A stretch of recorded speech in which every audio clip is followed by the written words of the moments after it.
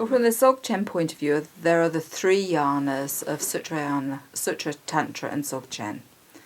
And Sutra is the renunciate path, so the base of the path is the experience of unsatisfactoriness.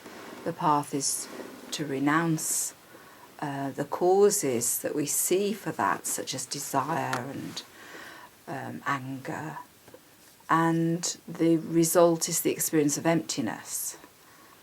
So emptiness is seen as the fruit of the path of Sutra.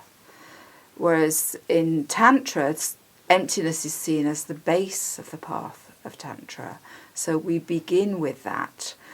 Now, some people would say, how can you begin with that unless you've fully practiced the path of Sutra?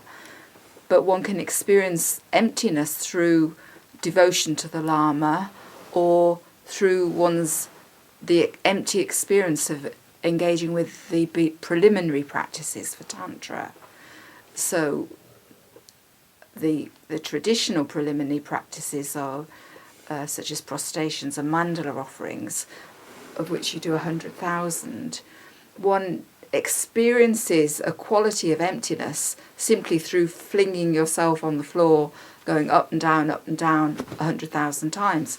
It's an extraordinary thing to do. Why am I doing this? I'm getting all sweaty and hot. It takes up a lot of time. And one has to let go of something in order to engage in and complete that path. But a very direct way of experiencing emptiness is in relationship to the Lama. So if you meet a tantric teacher who inspires you, who you feel you have confidence in, you can have engage in the path with that person, then one's sense of devotion is an experience of emptiness, because you're able to put aside your own rationale and enter into being open to what they teach. So the path of Tantra, we don't separate ourselves off from all the things in the world that might produce unhelpful emotions. We engage with those as the energy of the path, so that we can transform them into the experience of non-duality. And non-duality is the fruit of the path of Tantra. Now in Dzogchen, the base, the path, and the fruit of Dzogchen are all the same. They are all non-duality. They're all spontaneous experience of non-duality. So here it becomes very clear that a relationship with a teacher is totally essential, because the teacher introduces you to the experience of non-duality.